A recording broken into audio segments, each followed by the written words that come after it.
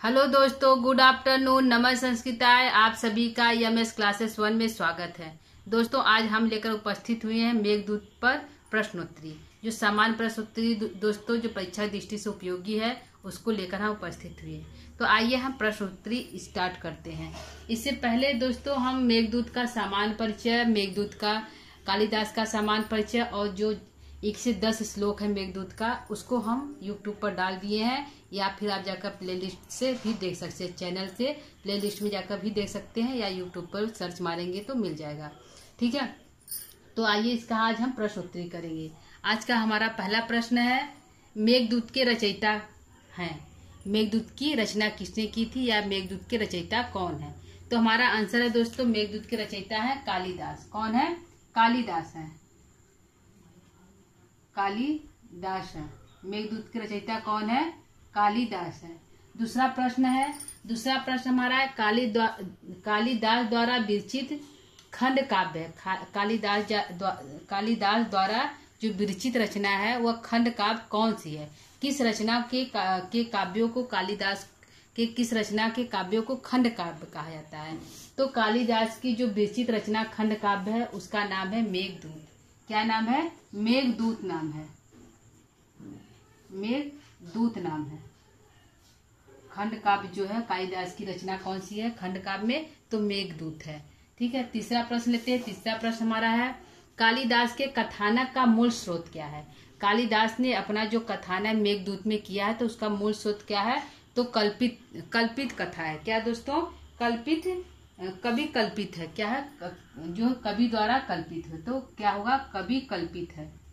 मूल स्रोत क्या है? तो कवि कल्पित है।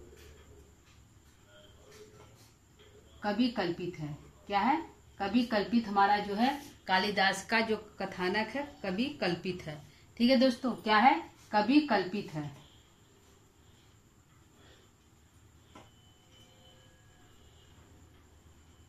कवि कल्पित है। चौथा हमारा प्रश्न दोस्तों, मेघदूत किस श्रेणी का काव्य है? मेघदूत जो है किस श्रेणी का काव्य है? खंड काव्य है कि गीति काव्य है कि किस काव्य का अथवा है? तो जो मेघदूत जो है किस श्रेणी काव्य है? तो दोस्तों इसको दूत काव्य भी कहते हैं, खंड काव्य भी कहते हैं, जो है विरह काव्य भी कहते हैं। तो इसको हम कहेंगे यह दूत काव्य की श्रेणी का है, या संदेश काव्य भी कहते हैं तो दूत काव्य कहेंगे। दूत काव्य की श्रेणी का है, या फिर संदेश काव्य है। संदेश काव्य है। संदेश काव्य है। ठीक है दोस्तों, अगला हम देखते हैं। छठवां प्रश्न है, मेघदूत में किस छंद का प्रयोग किया गया? कालिदास ने अपने मेघदूत की रचना में किस छंद का प्रयोग किया है? तो मंदाक्रांता छंद का प्रयोग किया। किस छंद का? मंदाक्रांता छंद का प्रयोग किया है।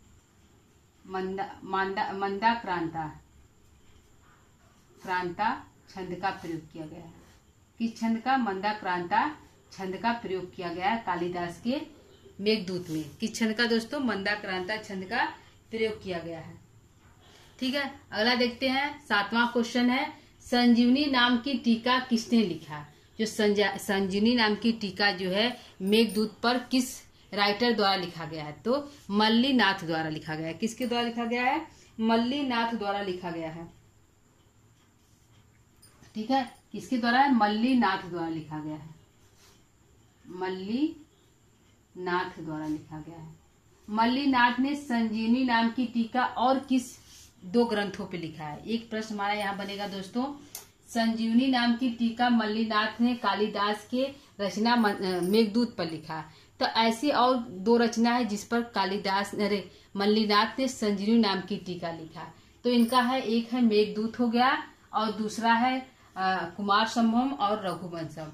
जो तीनों रचना है, कुमार संभवम, रघुवंशम और मेघदूत, तीनों रचना पे मल्लीनाथ ने संजीवनी नाम की टीका लिखी। किस नाम की दोस्तों? संजीवनी नाम की टीका तीनों रचना पे उन्होंने लिखा है। आइए देखते हैं। 7वां प्रश्न हमारा है, मेघदूत का प्रधान रस क्या है? जो इसका प्रधान रस क्या है दोस्तों? तो विप्रलभ श्रृंगार रस है। क्या है? विप्रलभ श्रृंगार।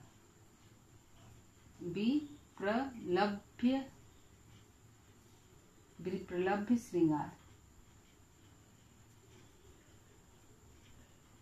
श्रृंगार। क्या है दोस्तों, विप्रलभ श्रृंगार जो है इनका मेघदूत का प्रधान रस है। ठीक है। मंदाक्रांता के प्रत्येक चरण में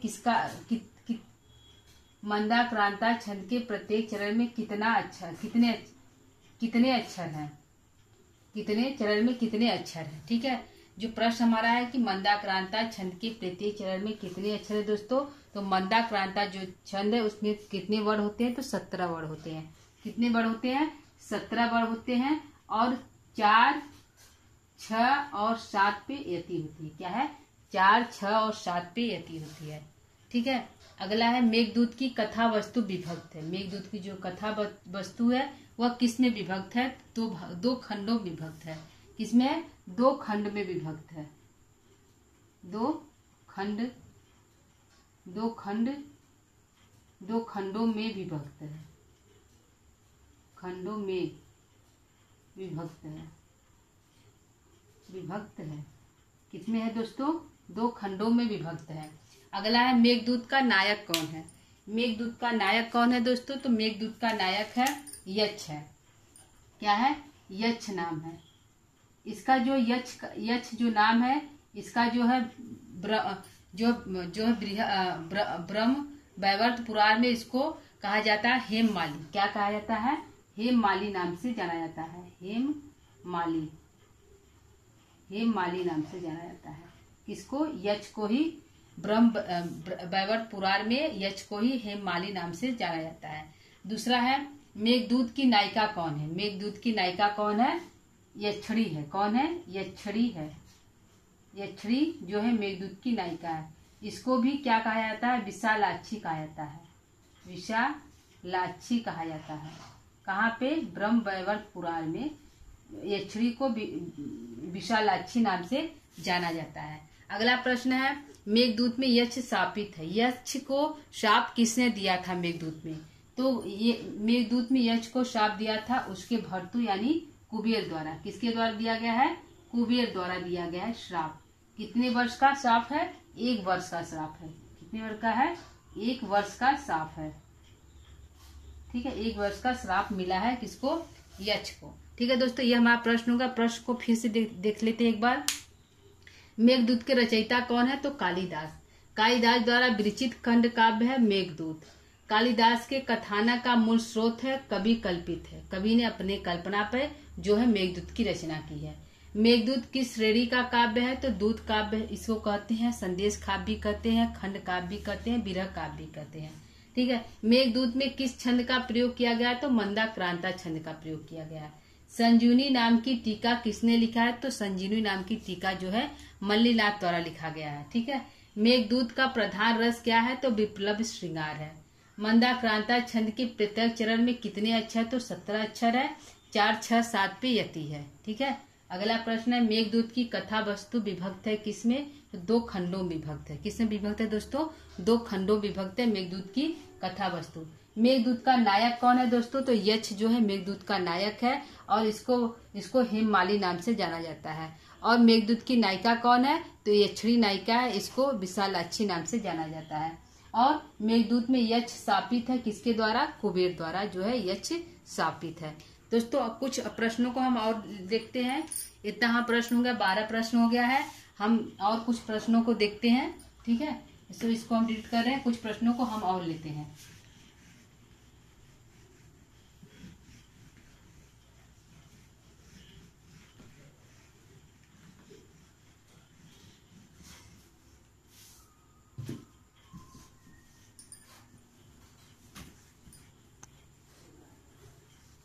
हमारा अगला प्रश्न है 13वां प्रश्न हमारा होगा।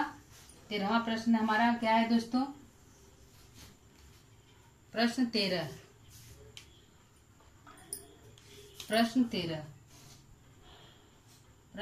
हमारा है कि यक्ष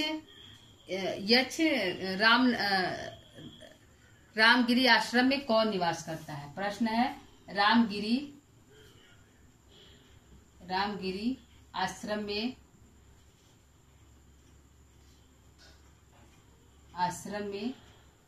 कौन निवास करता है। क्या है, रामगिरी आश्रम में कौन निवास करता है। करता है। रामगिरी आश्रम में कौन निवास करता है? कौन निवास करता है दोस्तों? तो रामगिरी आश्रम में जो है यक्ष निवास करता है। आंसर क्या होगा? यक्ष। क्या है? यक्ष जो है रामगिरी आश्रम में निवास करता है। ठीक है, अगला प्रश्न हमारा है, बिरहरी यक्षिणी कहाँ निवास करती है? अगला है, बिरहरी यक्षिणी कहाँ निवास करती है? प्रश्न 14, बिरहरी यक्षिणी कहाँ निवास करती है? कहाँ निवास करती है? बिरहरी यक्षिणी कहाँ निवास करती है? तो कहाँ निवास करती है बिरहरी यक्षिणी दोस्तों? तो अलकापुरी में निवास करती है। कहाँ निवास करती है? अलकापुरी में। अलकापुरी में निवास करती है। अलकापुरी में निवास करती है कौन? यक्षिणी। अगला प्रश्न हमारा 15वां प्रश्न है। 15वां हमारा प्रश्न है दोस्तों,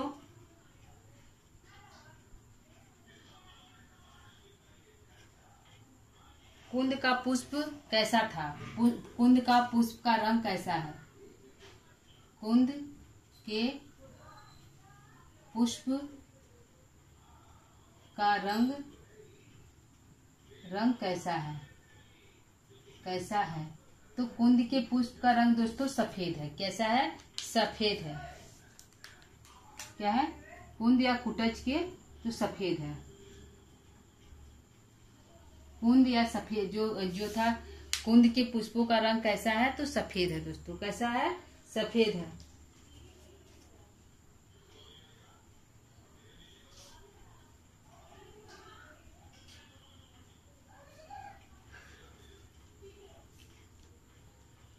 अगला प्रश्न हमारा है 16वां प्रश्न है। 16वां हमारा प्रश्न है दोस्तों, यक्ष मेघ को कब देखता है? यक्ष मेघ को कब देखता है? मेघ को कब देखता है? कब देखता है? यक्ष मेघ को कब देखता है? तो आषाढ़ के प्रथम दिन। कब देखता है? आषाढ़ के प्रथम दिन। आषाढ़ के प्रथम दिन। प्रथम दिन कब देखता है? मेघ जो है यक्ष जो है मेघ को कब देखता है? तो आषाढ़ के प्रथम दिन जो है यक्ष जो है मेघ को देखता है। ठीक है, 17वां प्रश्न देते हैं। 17वां प्रश्न हमारा क्या है? 17वां प्रश्न है, यक्ष के हाथों से सोने के कंगन किसके हाथों से गिर जाता है? सोने का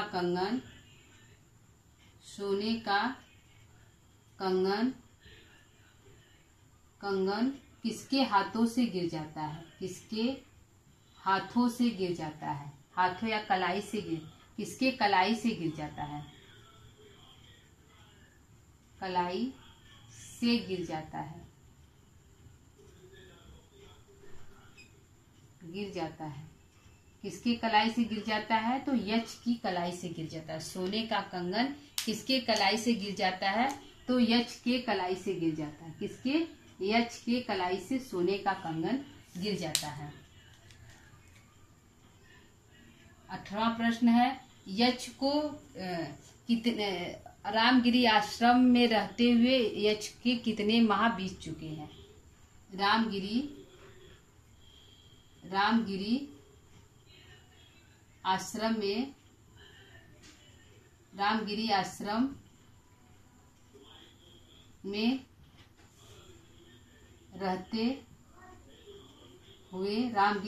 में रहते हुए यक्ष के कितने माह बीत गए हैं? शाप के कितने माह बीत गए हैं? शाप के कितने माह बीत गए हैं? कितने माह बीत गए हैं?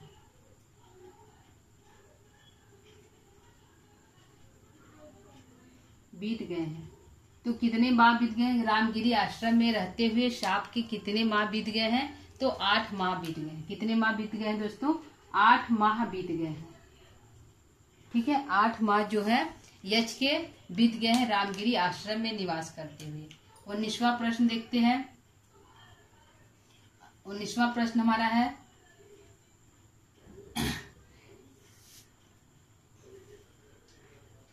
यक्ष मेघ को कौन जो है मेघ को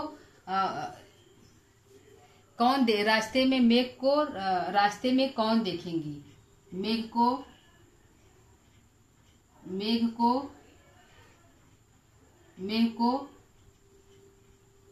आकाश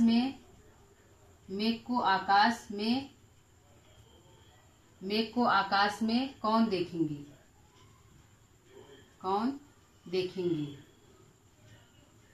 तो पथिक वनिताएं देखेंगी। कौन देखेंगे दोस्तों? मेघ को आकाश में कौन देखेंगी?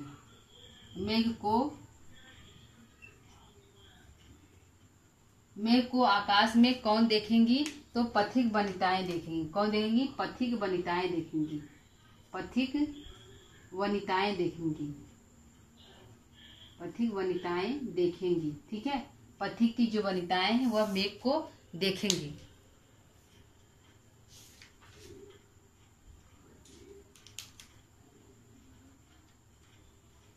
मेघ की पत्नी कौन है? अगला है, मेघ की पत्नी कौन है? 20वां प्रश्न है, मेघ की पत्नी कौन है? मेघ की पत्नी कौन है? मेघ की पत्नी कौन है? कौन है दोस्तों? तो विद्युत है। मेघ की पत्नी कौन है? विद्युत जो है मेघ की पत्नी है। कौन है दोस्तों? विद्युत है। विद्युत जो है मेघ की पत्नी है। विद्युत माने बिजली।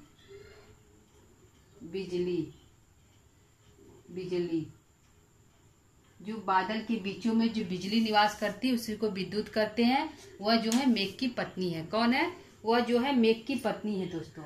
ठीक है,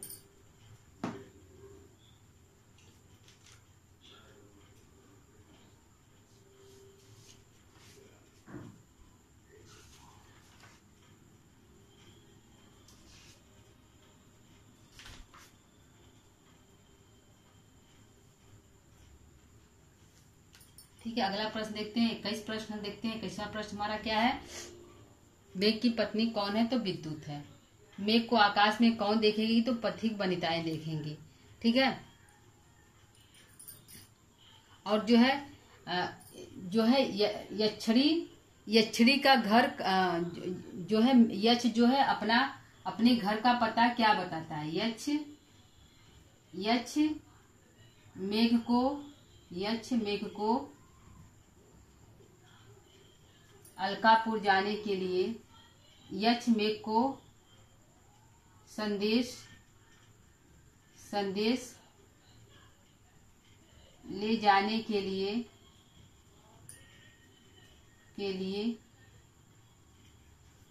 यक्ष मेघ को संदेश ले जाने के लिए पता क्या बताता है? क्या बताता है? तो यक्ष मेघ को संदेश ले जाने के लिए पता क्या बताता है? तो अलका नाम की बस्ती। क्या है? अलका वसती।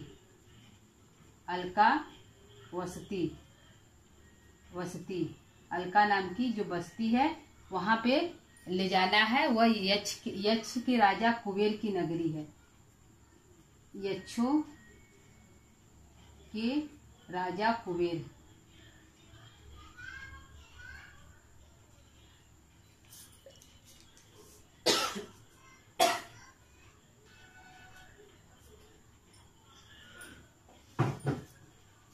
यक्षों के राजा जो कुबेर है उनकी नगरी है। ठीक है, यक्षिणी दिनों की गणना किससे करती है?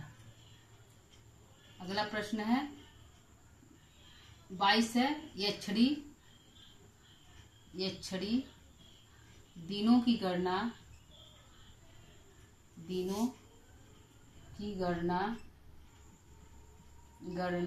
किससे करती है? किससे करती है? तो पुष्पों से करती है। किससे करती है? पुष्पों से करती है। किससे करती है? पुष्पों से करती है, पुष्पों से है जो है दिनों की गणना करती है। कौन? यक्षिणी। ठीक है, एक प्रश्न और ले लेते हैं। 22-23 प्रश्न हमारा हो जाएगा। प्रश्न है 23, मंदार का वृक्ष यक्षिणी के द्वार पे किस चीज का वृक्ष है? यक्षिणी के द्वार, यक्षिणी के दरवाजे, यक्षिणी के घर के पास, यक्षिणी के घर के पास किस चीज का वृक्ष है? किसका वृक्ष है? इसका वृक्ष है, वृक्ष है। ठीक है, यक्षिणी के घर के पास किसका वृक्ष है? तो मंदार का वृक्ष है। किसका है? मंदार का वृक्ष है, मंदार वृक्ष है। क्या है? मंदार वृक्ष है। मंदार के वृक्षों को किसने लगाया था? मंदार के वृक्षों को किसने लगाया था? 24वां प्रश्न है, मंदार के वृक्षों को, मंदार के वृक्षों को किसने लगाया था? किसने लगाया था?